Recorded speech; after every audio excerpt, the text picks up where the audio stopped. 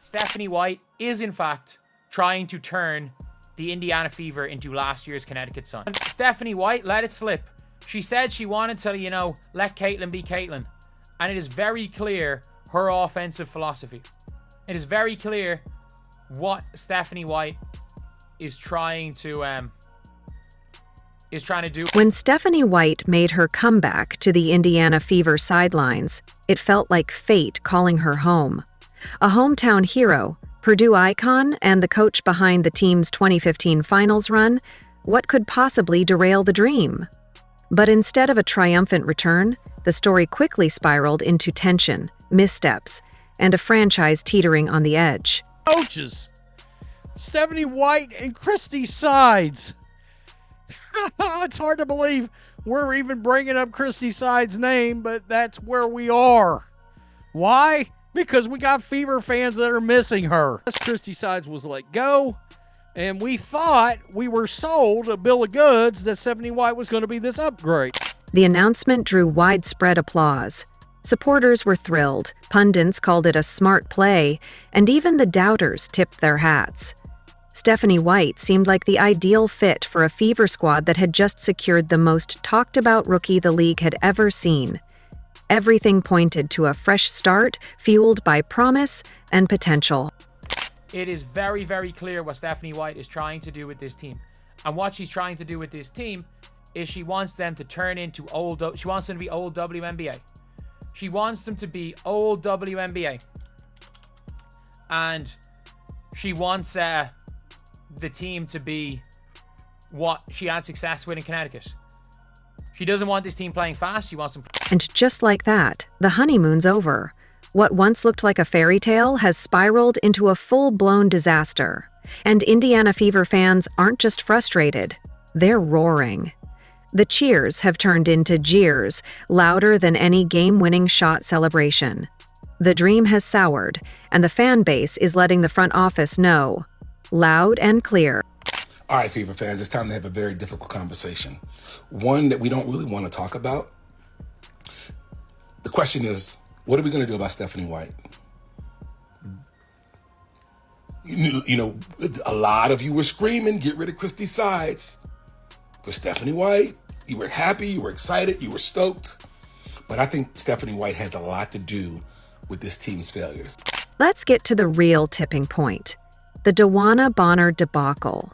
Stephanie White brought in a two-time WNBA champion, a seasoned vet who was supposed to be the glue, the guiding force for a young Caitlin Clark-led squad. Bonner was expected to bring poise, leadership, and playoff pedigree. Instead, the coaching staff contorted itself to cater to a player who clearly never wanted to be part of the ride. What was billed as a stabilizing move quickly turned into dead weight. An awkward, unnecessary distraction that derailed chemistry before it even had a chance to form. And I'm talking about being happy personally. Like, I want her to be happy personally. I mean, there's so many things that go into it. It's a different group. While system might still be very similar, it's a different group, and things are happening quickly. And I cannot believe, I mean this when I say this, I cannot believe the Indiana Fever had what was the best offense in the WNBA post-Olympic break and hired the coach with the worst offense in WNBA to bring the worst offensive system to the best offensive team. What are we doing? Like, again, you can't teach an old dog new tricks. Stephanie White overhauled her entire offensive scheme to accommodate Bonner. She scrapped the fast-paced, Clark-led attack that had made the Fever must-watch TV and replaced it with a more methodical, outdated system tailored to Bonner's preferences. The payoff? Total collapse. Bonner started only 3 of 9 games, posted a disappointing 7.1 points per outing, and then disappeared, citing personal reasons, before ultimately asking to be let go. What was meant to be a savvy veteran addition turned into a costly misfire, one that derailed momentum and left the Fever searching for an identity that never had to be lost. They need to hire an NBA coach like Mark Jackson. And I became the Leo DiCaprio meme holding the beer and the cigarette pointing at the TV Because when Christy Sides got fired last year, I said, hire Mark Jackson or Larry Bird. You need a National Basketball Association male coach in there that doesn't give a rip what any of these other women in this league think. Doesn't have a connection to them, none of that. But has a connection to Indiana, obviously a deep-seated one. Both have coached. Both have done well. Larry's getting long in the tooth. I get it, but he could probably do it for a couple of years. My point was a couple of years, similar style to Caitlin Clark's play, and get her into the over the hump of the trials and tribulations of being in a professional league. If you want Caitlin Clark come back, we are with you, so please leave. Like and subscribe our channel and type CC come back, we are with you in comments. Blow. But here's where it gets really ugly now. Now Stephanie White is stuck playing a system that literally doesn't revolve around Caitlin Clark. The woman who was supposed to be the franchise cornerstone, the generational talent who sells out arenas and breaks television viewership records, is being forced to operate within constraints designed for a player who quit on the team. The numbers don't lie, and they're telling a story that should terrify every Fever fan. Clark is averaging 18.2 points and 8.9 assists per game this season. Solid numbers, but not the MVP caliber performance everyone expected. More concerning is what we're seeing on the court. Clark, who thrived in college by taking over games with her lethal three-point shooting and court vision, is being asked to operate as a facilitator first and scorer second. Stephanie White has flat out ruined this once great, electrifying, must-see TV Indiana Fever offense. There's no more excuses. It is what it is. It doesn't work. She has broken this offense. I don't know if this is a sabotage job. I don't know what's going on. I don't understand how we went from literally the fastest offense to the slowest to second slowest team in the league. I don't understand how we get 2 fast break points in a game. I don't understand how we have 11 fast break points in. This isn't the Caitlin Clark we know. This isn't the player who could single-handedly will teams to victory with logo three-pointers and impossible passes. Instead, we're watching a constrained version of greatness, a player being asked to fit into a system rather than having the system built around her. Former WNBA executive Lynn Dunn didn't mince words when she blasted White for holding Caitlin Clark back, arguing that the coach and her star player have fundamentally different understandings of the sport. When basketball minds with decades of experience are calling out your coaching philosophy, it's time to pay attention. The pace is too slow.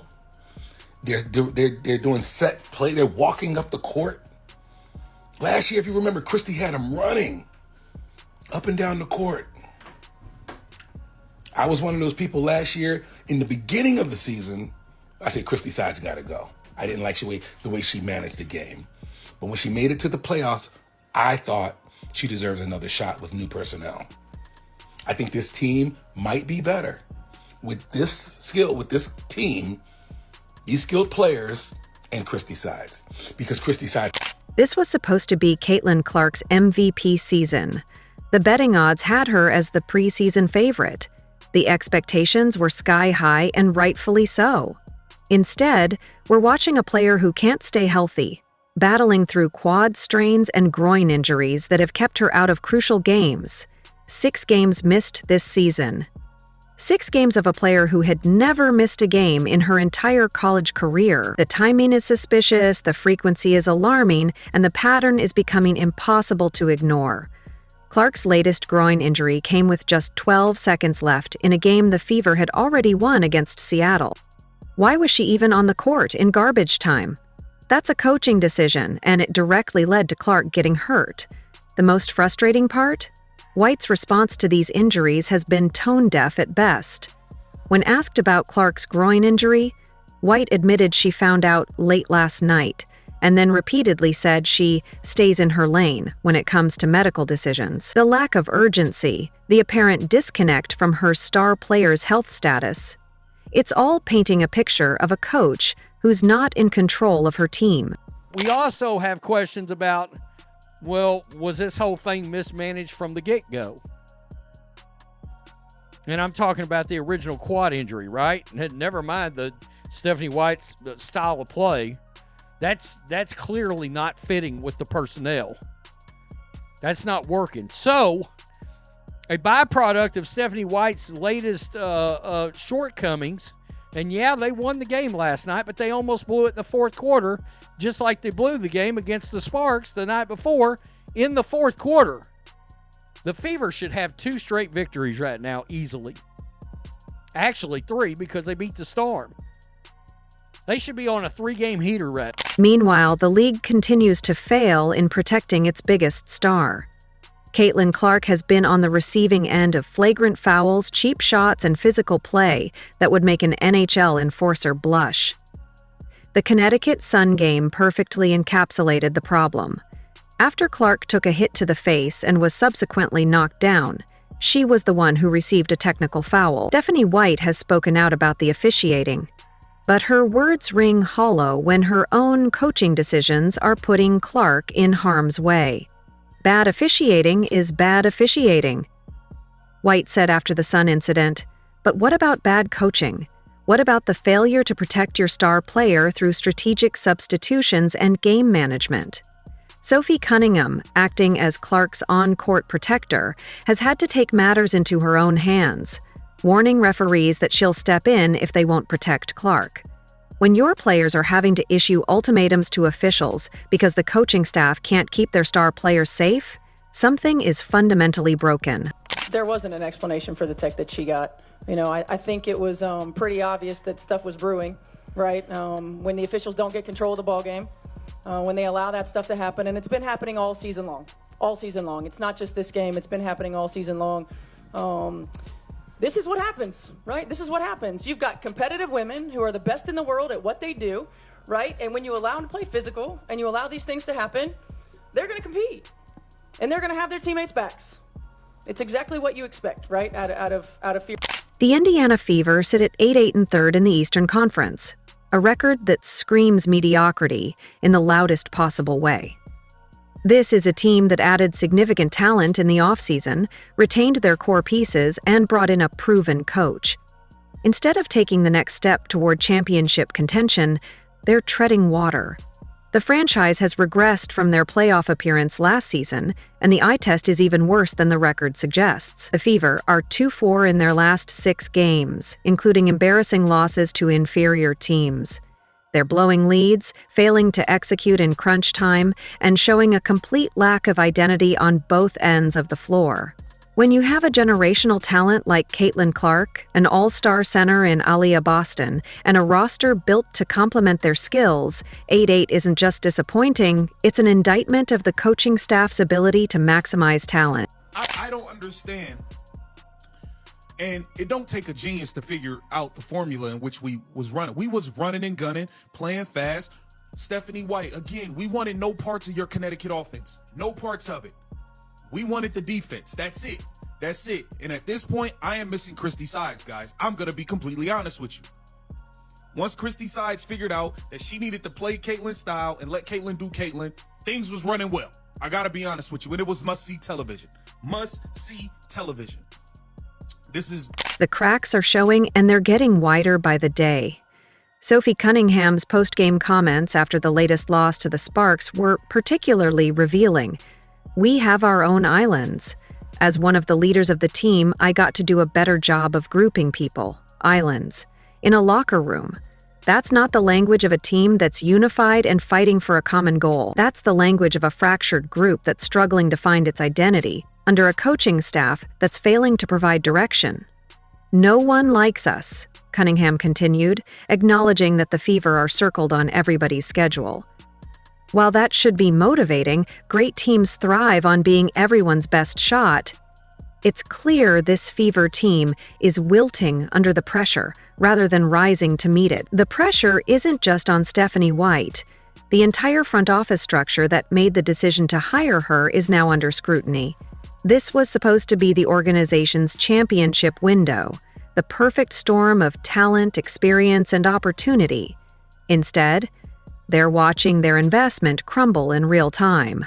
Sophie Cunningham goes in the post-game press conference and confirms what we've all known all along. This locker room is split, and she uses the term different islands going on in this locker room. It turns out that Christy Sides and all of those toilet paper mummy activities, all those scavenger hunt activities, the wiffle ball coming back from the Olympic break, it turned out that those stupid games actually played a big part, along with Erica Wheeler's veteran leadership, keeping this locker room, keeping this team together. We got no Erica Wheeler. We got no Christy Sides, the chaperone. We got none of that. And Sophie Cunningham confirms what we've all known. The DeWanna Bonner signing was a disaster from day one. The failure to build a system that maximizes Caitlin Clark's talents is organizational malpractice. The inability to keep their star player healthy through proper game management is a coaching failure that reflects on the entire basketball operations department. Kelly Krauskopf, the president of basketball operations, who championed White's hiring, is now facing questions about whether she made the right choice. When you have a generational talent like Clark, there's no room for error. Every decision, every system, every player acquisition should be made with one question in mind. Does this help Caitlin Clark dominate basketball games? Here's the uncomfortable truth that Fever fans are finally starting to accept.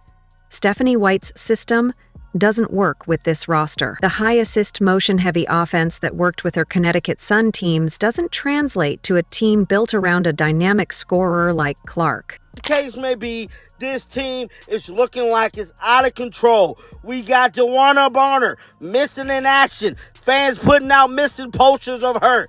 She's unfollowing people, pretty much deleting all of her Indiana Fever posts. It's looking freaking spooky. Now, I've been wanting to try to give them a benefit of the doubt, bro. Lynn Dunn, Stephanie White, the whole front office, even Kelly Cristobal. I thought they really had some things going when they brought in DeWanna Bonner, Natasha Howard, Sophie Cunningham. I mean, these are key players, even Sid Coulson. I just expected way more out of this team, and I'm here to tell you, this is not. White came in preaching about pace, perimeter shooting, and defensive toughness.